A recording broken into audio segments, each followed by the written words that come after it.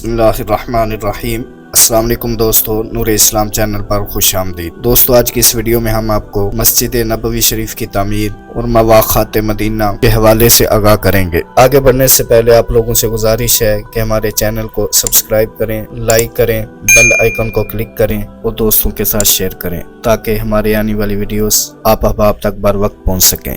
دوستو اس سے پہلی ویڈیو میں ہم نے آپ کو نبی کریم صلی اللہ علیہ وسلم کی مدینہ شریف میں آمد کے حوالے سے اور حضرت ابو ایوب انصاری رضی اللہ تعالی عنہ کی میزبانی کے حوالے سے آگاہ کیا تھا۔ مدینہ شریف میں قیام کے بعد جہاں جانے دو عالم صلی اللہ علیہ وسلم کی اونٹنی بیٹھی تھی، وہ ایک افتادہ سا قطع زمین تھا جس میں جا بجا گڑے پڑے ہوئے تھے۔ کھجور کے چند درخت اور پرانے زمانے کے مشرکین کی کچھ قبریں بھی تھیں۔ آپ صلی اللہ علیہ وسلم نے اس مقام کو مسجد کے لیے منتخب فرمایا۔ یہ جگہ دو یتیم بچوں کی ملکیت تھی۔ آپ صلی اللہ علیہ وسلم نے ان کو بلایا اور کہا کہ میں تم سے یہ جگہ خریدنا چاہتا ہوں، تم اس کا کیا لوگے؟ دونوں بچوں نے معصومانہ پیشکش کی، یا رسول اللہ صلی اللہ علیہ وسلم، ہم یہ زمین ہدیتاً خدمت اقدس میں پیش کرتے ہیں۔ مگر یتیموں کے حقوق کے نگہبان آقا نے ان کا مال بلا قیمت لینا پسند نہ فرمایا اور صدیق اکبر رضی اللہ تعالی عنہ سے 10 اشرفیاں لے کر ان کو معاوضہ ادا فرما دیا۔ اسی زمین پر مسجد نبوی کی اولین بنیاد رکھی گئی اور وہی خطہ روضۃ من ریاض الجنہ قرار پایا۔ اسی مسجد کی شان میں اللہ تعالیٰ نے فرمایا، لمسجد اسس علی التقوی من اول یوم، وہ مسجد جس کی بنیاد پہلے روز سے ہی تقوی پر رکھی گئی ہے۔ دوستو یہ وہ مسجد ہے جس میں ایک نماز کا ثواب 50,000 نمازوں کے برابر ہے۔ اس کی اولین تعمیر جانب عالم صلی اللہ علیہ وسلم اور صحابہ کرام کی مشترکہ کوششوں کی مرہون منت ہے۔ صحابہ کرام پتھر اور کچی اینٹیں اٹھا اٹھا کر لا رہے تھے۔ آپ صلی اللہ علیہ وسلم بھی ان کے ساتھ شامل تھے اور بآواز بلند یہ رجز پڑھ رہے تھے، اللہم لا عیش الا عیش الآخرہ فاغفر الانصار والمہاجرہ، الہی حقیقی زندگی تو صرف آخرت کی ہے، اس لیے انصار و مہاجرین کی بخشش فرما دے۔ صحابہ کرام بھی آپ صلی اللہ علیہ وسلم کے ساتھ ہم نوا ہو کر یہ دل نواز دعا پڑھ رہے تھے۔ کتنے خوش نصیب تھے وہ لوگ جن کو جانے دو عالم صلی اللہ علیہ وسلم کی معیت میں کام کرنے کی سعادتیں حاصل ہوا کرتی تھیں، اور ان کے خلوص و سادگی اور وارفتگی کو دیکھ کر آپ صلی اللہ علیہ وسلم کے مقدس ہونٹوں پر ان کے لیے دعائیں نکلا کرتی تھیں۔ دوستو جب لوگ مل جل کر کام کرتے ہیں تو عموماً ایک دوسرے کے ساتھ گپ شپ اور نوک جھونک کرتے رہتے ہیں۔ مقصد کسی کی دل آزاری نہیں ہوتا بلکہ ذہن کو تفریحی دلچسپیوں میں مصروف رکھ کر زیادہ سے زیادہ کام کرنا مطلوب ہوتا ہے، تاہم کبھی کبھار یہ شوخیاں تلخی کا سبب بھی بن جاتی ہیں۔ مسجد نبوی کی تعمیر کے دوران بھی ایک ایسا ہی واقعہ پیش آیا۔ جو لوگ اینٹیں اٹھا کر لا رہے تھے ان میں حضرت عثمان ابن مظعون رضی اللہ تعالی عنہ بھی شامل تھے۔ وہ ایک خوشپوش انسان تھے اور طبیعت کے لحاظ سے انتہائی نفاست پسند تھے۔ اس کو حد الوسع اپنے کپڑوں سے دور رکھتے تاکہ لباس میلا نہ ہو، اور اگر کہیں ذرا سا غبار پڑ جاتا تو نہایت اہتمام سے اس کو جھاڑتے۔ یہ دیکھ کر حضرت علی رضی اللہ تعالی عنہ کو دل لگی سوچی۔ انہوں نے چند رجزیہ مصرے موزوں کیے اور آخری مصرع میں حضرت عثمان رضی اللہ تعالی عنہ کی طرف اشارہ کر دیا، لا یستوی من یعمر المساجد ویتعب فیہا قائما وقاعدا ومن یرا عن التراب حائدا، وہ شخص جو مسجد تعمیر کرتا ہو اور اٹھتے بیٹھتے اس سلسلہ میں جد و جہد کرتا ہو، اس کے ساتھ وہ شخص کبھی برابر نہیں ہو سکتا جو مٹی سے جان بچاتا پھرتا ہو۔ حضرت عمار ابن یاسر رضی اللہ تعالی عنہ ایک سادہ لو صحابی تھے۔ انہوں نے حضرت علی رضی اللہ تعالی عنہ کو یہ پڑھتے سنا تو خود بھی پڑھنا شروع کر دیا، یہ جانے بغیر کہ اس میں حضرت عثمان رضی اللہ تعالی عنہ پر تعریض ہے۔ حضرت علی رضی اللہ تعالی عنہ اور حضرت عثمان رضی اللہ تعالی عنہ تو خاندانی وجاہت و شرافت کے لحاظ سے ہم پلہ تھے، جبکہ حضرت عمار رضی اللہ تعالی عنہ ایک آزاد کردہ غلام تھے اور کسی اعتبار سے بھی حضرت عثمان رضی اللہ تعالی عنہ کے ہم مرتبہ نہ تھے۔ اس لیے حضرت علی رضی اللہ تعالی عنہ کی بات کا تو حضرت عثمان رضی اللہ تعالی عنہ نے برا نہ منایا، مگر حضرت عمار رضی اللہ تعالی عنہ کا تعریض کرنا ان سے برداشت نہ ہو سکا۔ چھڑی اٹھائی اور نہایت غصے کے عالم میں حضرت عمار رضی اللہ تعالی عنہ سے بولے، یہ کس پر چوٹیں کر رہے ہو؟ اس حرکت سے باز آ جاؤ ورنہ میں اس چھڑی سے تمہارے چہرے پر چوٹیں لگاؤں گا۔ حضرت عمار رضی اللہ تعالی عنہ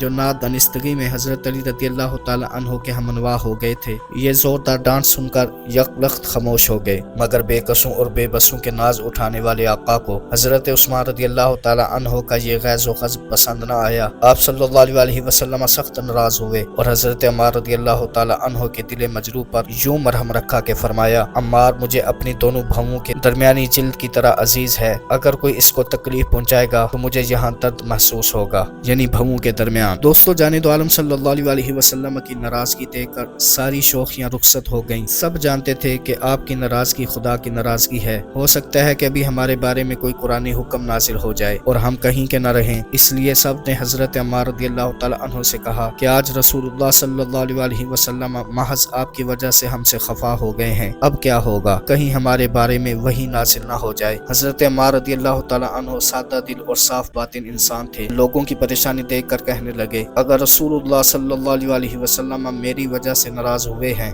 تو میں ہی آپ کو راضی بھی کر لوں گا۔ اسی وقت جانب عالم صلی اللہ علیہ وسلم کی خدمت میں حاضر ہوئے اور لہجے میں انتہائی بے چارگی سمو کر عرض کی، یا رسول اللہ صلی اللہ علیہ وسلم دیکھیے نا، آپ کے صحابی میرے ساتھ کیا کر رہے ہیں۔ جانب عالم صلی اللہ علیہ وسلم نے حیرت سے پوچھا، کیا کرتے ہیں؟ یا رسول اللہ صلی اللہ علیہ وسلم خود تو ایک ایک اینٹ اٹھاتے ہیں اور مجھ پر 2 اینٹیں لاد دیتے ہیں، اس طرح تو یہ مجھے مار ڈالیں گے۔ حضرت عمار رضی اللہ تعالیٰ عنہ اپنے شوق سے 2 اینٹیں اٹھاتے تھے، کوئی ان پر لاتا نہیں تھا، اس لیے آپ کے اس الزام پر جانب عالم صلی اللہ علیہ وسلم کے چہرے پر بشاشت آ گئی اور حضرت عمار رضی اللہ تعالیٰ عنہ کے بالوں سے غبار جھاڑتے ہوئے ارشاد فرمایا، نہیں، یہ تمہیں نہیں مارنا چاہتے، تمہیں تو ایک باغی گروہ قتل کرے گا۔ جانب عالم صلی اللہ علیہ وسلم کے روئے انور سے ملال کے بادل چھٹتے دیکھ کر سب کی جان میں جان آئی اور دوبارہ ہم تن کام میں مصروف ہو گئے۔ دوستو، تعمیر شروع ہوئی تو سب سے پہلا پتھر جانب عالم صلی اللہ علیہ وسلم نے اپنے دستے مبارک سے رکھا، دوسرا پتھر صدیق اکبر رضی اللہ تعالیٰ عنہ نے، تیسرا فاروق اعظم رضی اللہ تعالیٰ عنہ نے، چوتھا عثمان غنی رضی اللہ تعالیٰ عنہ نے اور پانچواں حضرت علی المرتضیٰ رضی اللہ تعالیٰ عنہ نے رکھا۔ جب اس ترتیب کے بارے میں جانب عالم صلی اللہ علیہ وسلم سے سوال کیا گیا تو آپ صلی اللہ علیہ وسلم نے فرمایا، ہؤلاء الخلفاء من بعدی، یہ لوگ میرے بعد میرے قائم مقام ہوں گے۔ دوستو، انہی دنوں یہ ماما کا رہنے والا ایک معمار جس کا نام طلق تھا اتفاقاً مدینہ آ گیا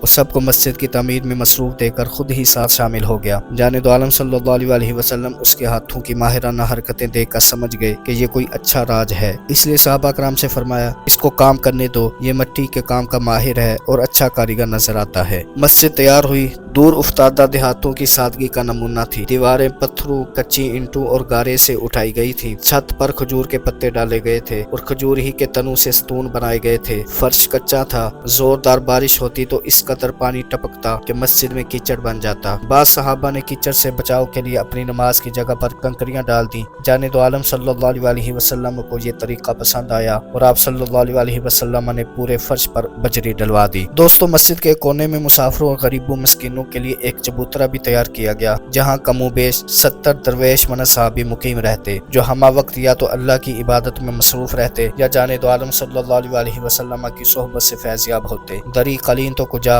مسجد میں کوئی چٹائی تک نہ تھی، تو جہاں کا سلطان ننگی زمین پر بیٹھ کر اپنے اصحاب کو جہاں گیری و جہاں بانی کے آداب سکھاتا تھا اور اسی کنکریوں بھرے فرش پر اپنی تابناک حریری پیشانی رکھ کر گھنٹوں اپنے رب کے ساتھ مصروف راز و نیاز رہتا تھا۔ دوستو، مسجد کی تعمیر سے پہلے ہی دونوں ازواج مطہرات حضرت عائشہ اور حضرت سودا رضی اللہ تعالی عنہما مدینہ طیبہ پہنچ چکی تھیں، اس لیے مسجد کی شمالی جانب ان کے لیے بھی 2 حجرے تیار کیے گئے۔ مسجد کی طرح یہ حجرے بھی کچے تھے اور ان کی چھتیں اس قدر نیچی تھیں کہ کھڑے آدمی کا ہاتھ بآسانی چھت تک پہنچ جاتا تھا۔ حجرے تیار ہو گئے تو جانب عالم صلی اللہ علیہ وسلم حضرت ابو ایوب انصاری رضی اللہ تعالی عنہ کے گھر سے ان میں منتقل ہو گئے۔ دوستو، مدینہ طیبہ کو یثرب اس لیے کہا جاتا تھا کہ اس کی آب و ہوا انتہائی خراب اور مضر صحت تھی، جو بھی اس شہر میں داخل ہوتا تھا عموماً وبائی بخار میں مبتلا ہو جایا کرتا تھا۔ حضرت صدیق اکبر رضی اللہ تعالیٰ عنہ، حضرت بلال اور حضرت عامر رضی اللہ تعالیٰ عنہما بھی اس کی لپیٹ میں آ گئے اور کئی دن تک ان کو شدید بخار آتا رہا۔ ایسے میں ان کو صاف ستھری فضا اور صحت مند آب و ہوا والا مکہ بہت یاد آیا۔ اس ارض مقدس کا ایک منظر ان کے تصور میں ابھرتا اور ان کو تڑپا دیتا۔